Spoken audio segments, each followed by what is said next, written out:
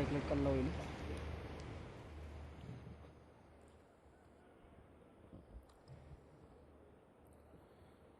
महाराष्ट्र के राज्यपाल श्रीमान विद्यासागर राव,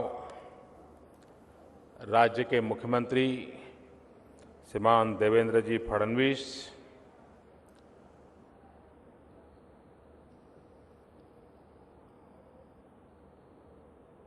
देश में किसानों के लिए हमेशा कुछ न कुछ सोचने वाले, प्रयोग करने वाले और हमारे वरिष्ठ नेता श्रीमान शरद राव जी, केंद्रीय मंत्रिमंडल के मेरे सहयोगी श्रीमान Radha Mohan Singh ji, kingdom of Netherlands के एम्बेसडर मिस्टर स्टोइलिंगा जी, राज्य के कृषि मंत्री श्रीमान एकनाथ जी, राज्य के मंत्री श्रीमान गिरीश जी,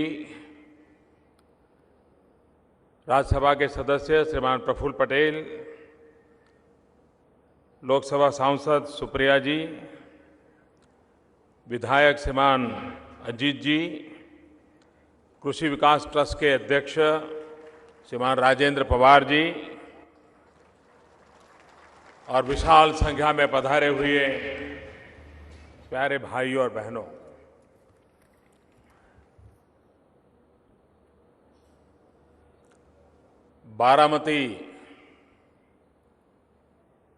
बारामतीच्या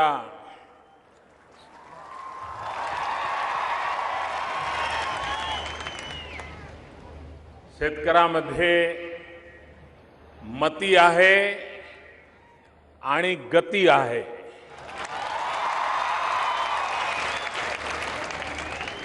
जिथे मती आणि गती असते तिथेच प्रगती असते.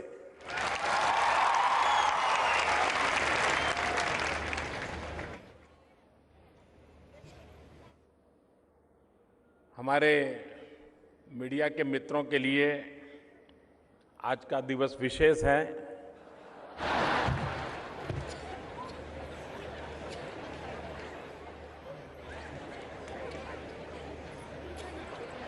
वो खोजेंगे कि मोदी पहले क्या बोले थे, आज क्या बोले.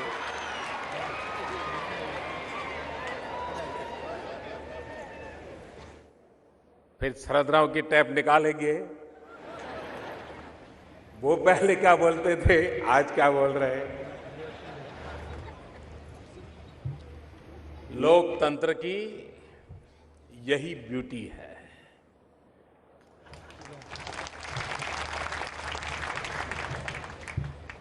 लोकतंत्र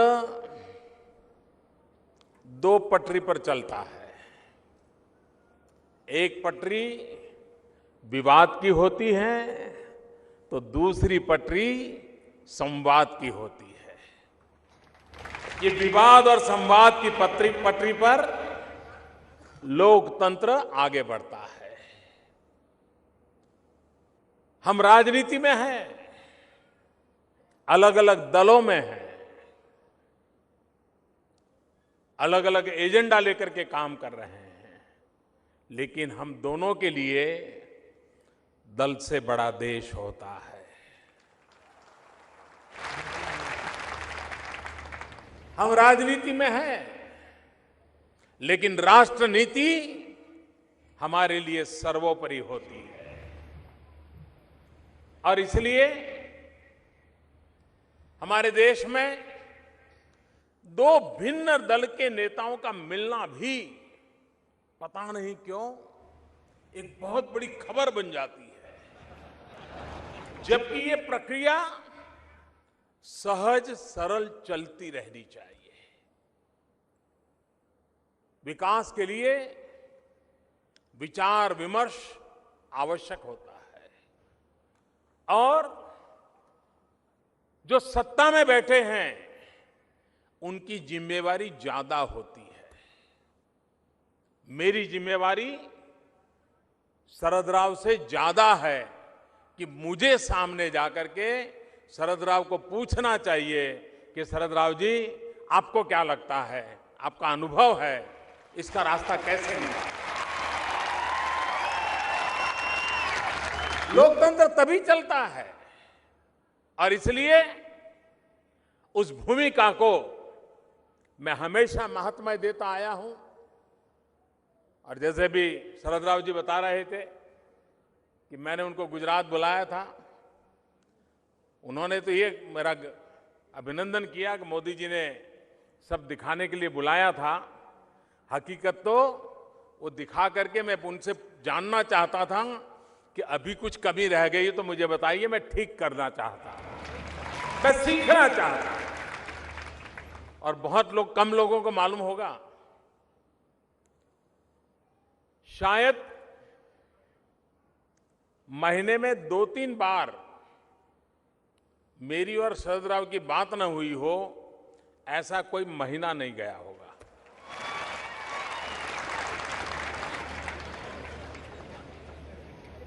राज्य सरकार में मेरी कठिनाइयां बहुत रहती थी। भारत सरकार से परेशानियां होती रहती थी। तो मैं फिर शरद राव को बीच में डालता था और वे भी दलगत राजनीति से ऊपर उठ करके केंद्र सरकार का राज्य से कैसा रवैया होना चाहिए, उसकी उत्तम भूमिका अदा करते थे। और मैं आज बारामती में उनके उस योगदान के लिए सार्वजनिक रूप से अभिनंदन करना चाहता हूं।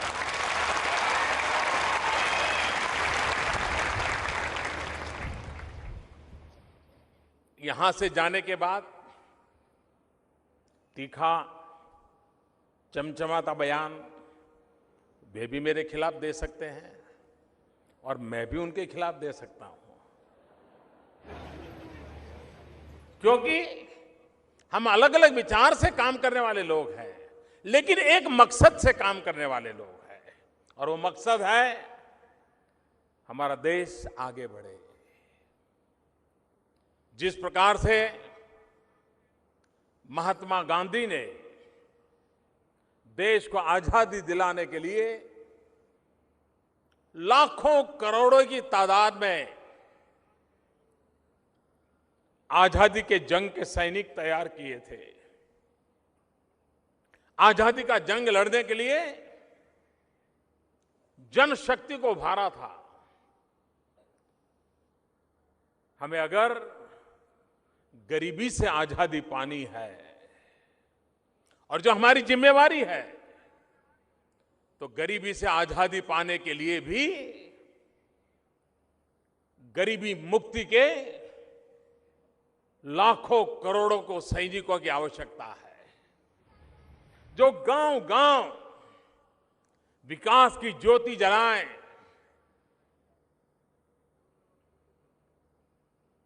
ग्रामीण गरीब हो या शहरी गरीब हो,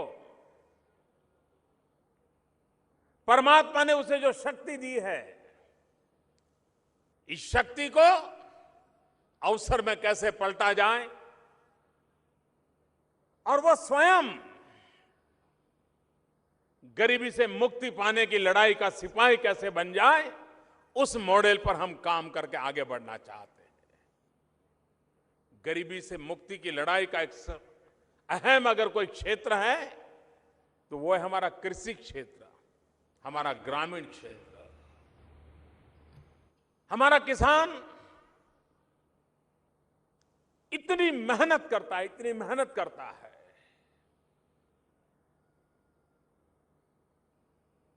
लेकिन उसको जीने के लिए जो अपेक्षाएं हैं वो अभी पूरी होना बाकी है।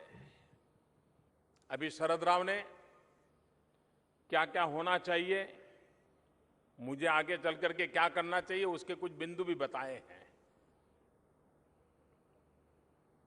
ये बात सही है, पिछले 10 साल में जो अधूरी चीजें रह गई हैं वो शायद मेरे ही पूरा करने के नसीब में आई है।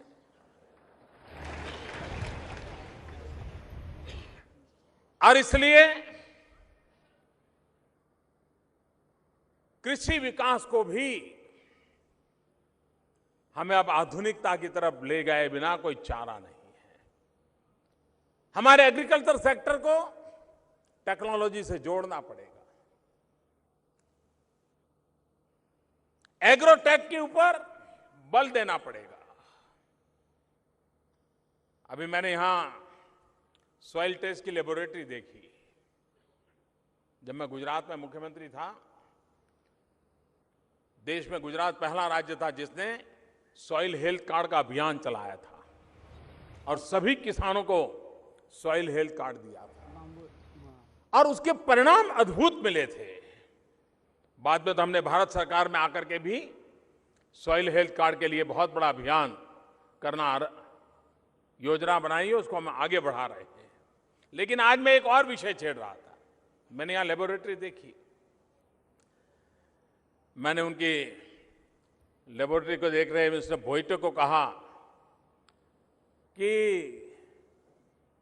क्यों न हम 10वीं, 11वीं और 12वीं के जो स्टूडेंट्स हैं उनको सॉइल टेस्टिंग की ट्रेनिंग दें, स्किल डेवलपमेंट करें और 10वीं और 12वीं की जो साइंस स्ट्रीम की स्कूल्स हैं, साइंस स्ट्रीम की स्कूल में लेबोरेटरी होती है और करीब करीब हमारी लेबोरेटरी फरवरी महीने से लेकर के जुलाई महीने तक बंद होती है, क्योंकि फरवरी के बाद बच्चे एग्जाम में लग जाते हैं तो लेबोरेटरी में कोई प्रयोग नहीं होते और फिर वैकेशन होता है, फिर जून जुलाई में आते हैं तो फिर लेबोरेटरी को प्रारंभ होते होते जुलाई महीना आ जाता है।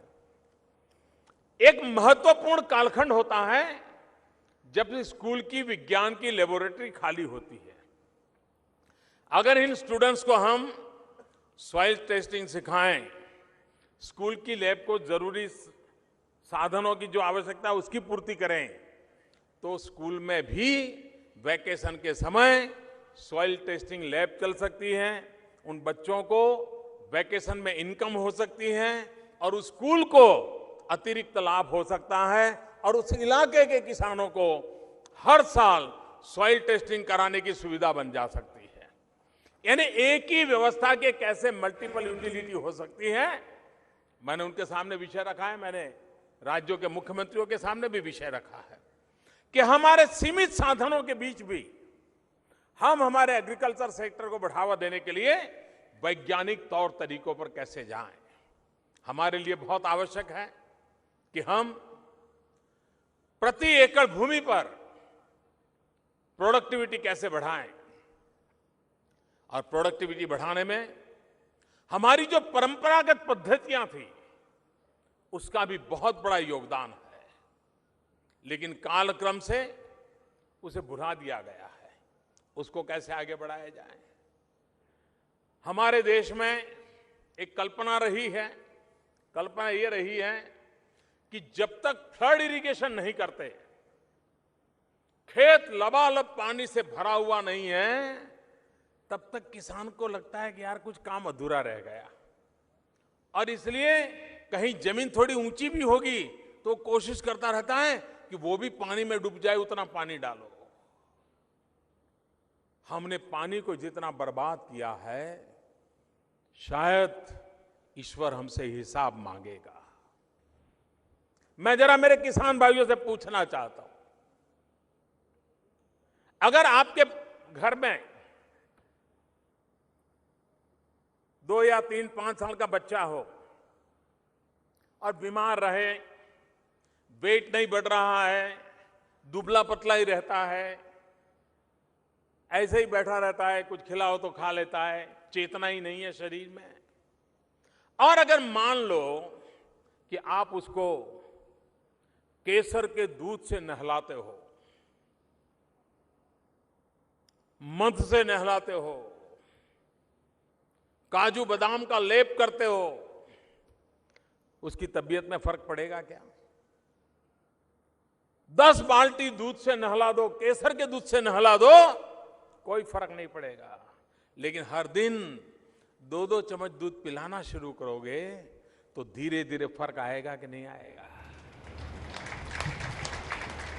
जैसे बालक को बाल्टी भर दूध से नहलाने से तबीयत में फर्क नहीं पड़ता है, वैसे हमारी फसल को भी कितना ही पानी से भर दो फर्क नहीं पड़ता है।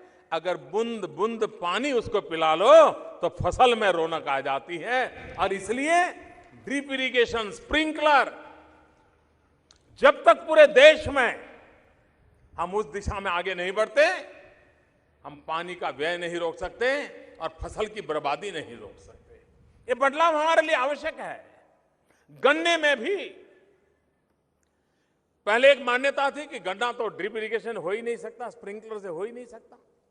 यहां बारामती के किसानों ने प्रयोग किया, गुजरात में तो वहां तो नियम ही है, वहां तो कोऑपरेटिव शुगर का सारा कोऑपरेटिव नेट भर गया, वहां प्राइवेट शुगर है ही नहीं। तो उन्होंने क्या किया, कोऑपरेटिव ने ही तय किया कि उनके जितने किसान जो गन्ना पहुंचाते हैं उनके खेत में ड्रिप और स्प्रिंकलर कर देंगे। और परिणाम क्या हुआ, फसल ज्यादा हुई।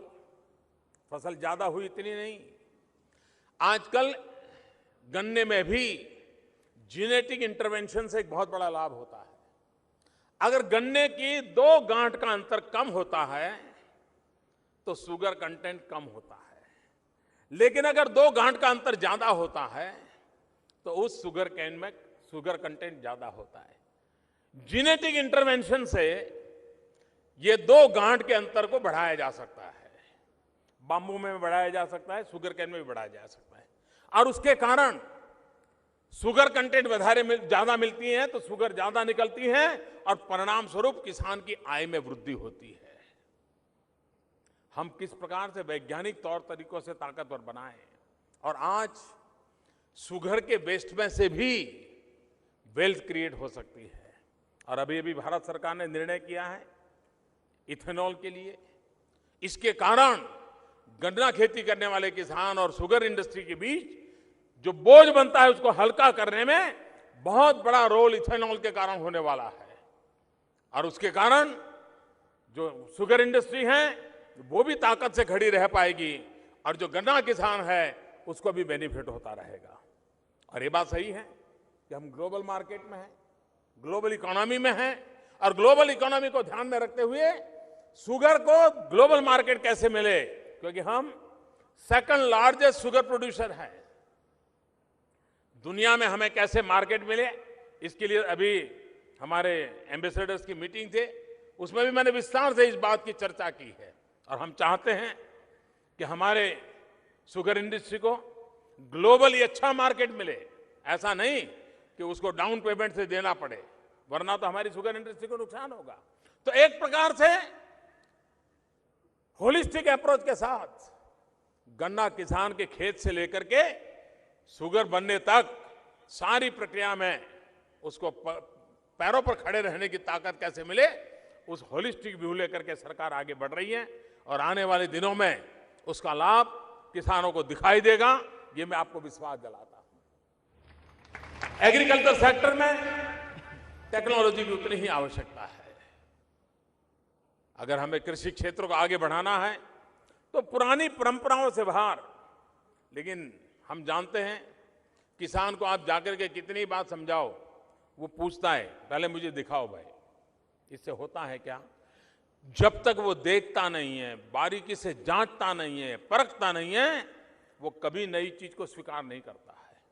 एक कृषि विज्ञान केंद्र के माध्यम से हम किसान में विश्वास पैदा कर सकते हैं कि हाँ भाई ये योजना है, उस योजना को देखो हमने लागू किया है, ये परिणाम मिला है, ये मिट्टी ऐसी है फिर भी परिणाम मिला है, पानी इतना कम है फिर भी परिणाम मिला है, तब जाकर के वो फिर उसको लागू कर देता है। और फिर तो इतना वायरल हो जाता है कि चारों तरफ आपको उसका अनुभव मिलेगा।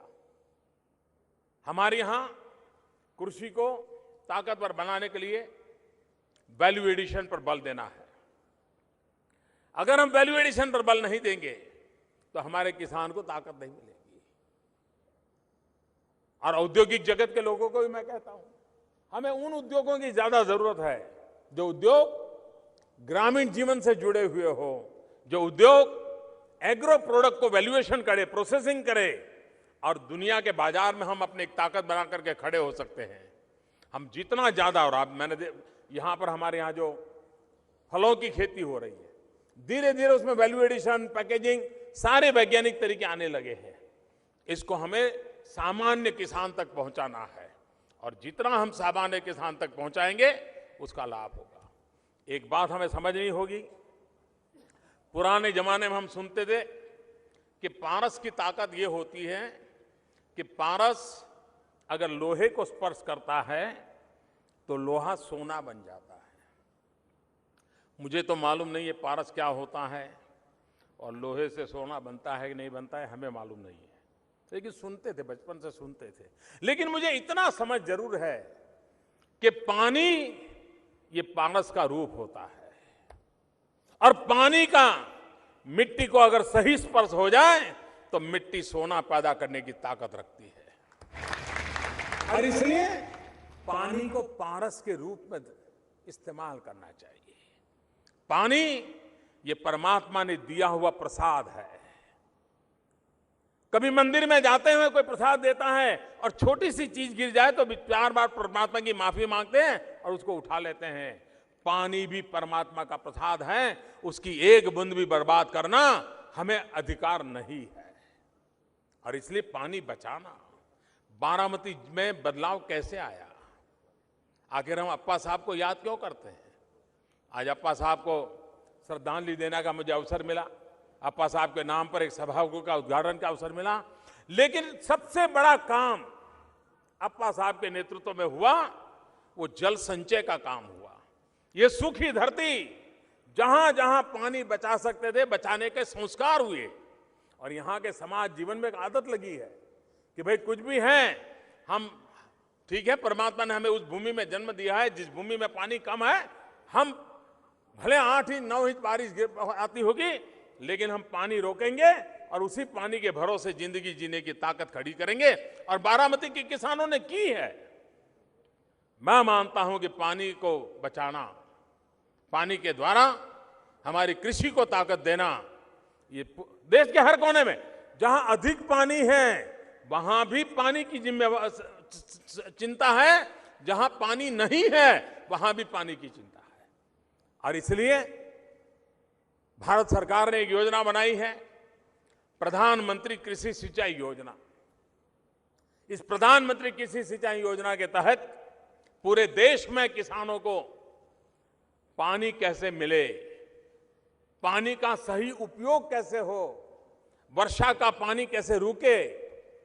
हमारे देश में रोजगार के लिए एक नरेगा योजना चलती है, उस नरेगा का उपयोग पानी संग्रह के लिए कैसे हो उस पर हम बल देना चाहते हैं और जितना पानी हम संग्रह कर पाएंगे, जितना हम रिचार्जिंग करेंगे, जितने वाटर टेबल ऊपर आएंगे, हमारी जमीन उर्वरा रहेगी, हमारा किसान धनवान बनेगा और हमारी कृषि जीवन और अधिक ताकतवर बन सकता है। हमारे पास ग्रामीण विकास और कृषि विकास के लिए अपार संभावनाएं पड़ी हुई है। उन सारी अपार संभावनाओं को लेकर के हम आगे बढ़ना चाहते हैं। मैं फिर एक बार शरद राव के निमंत्रण पर आज मुझे कई सारे प्रोजेक्ट, शिक्षा के क्षेत्र के प्रोजेक्ट, स्किल डेवलपमेंट के प्रोजेक्ट, कृषि के रिसर्च क्षेत्र के प्रोजेक्ट, यहाँ के सार्वजनिक जीवन में उपयोग होने वाले कई सारे प्रोजेक्ट देखने का मुझे अवसर मिला है। मैं उनके निमंत्रण के लिए मैं उनका बहुत बहुत आभारी हूँ और राजेंद्र जी को मैं बहुत बहुत बधाई देता हूँ कि उनके मार्गदर्शन में कृषि में नए प्रयोग देश के भी काम आएंगे और एक नई ऊंचाइयों पर देश की कृषि ले जाने में हम सफल होंगे। बहुत बहुत धन्यवाद।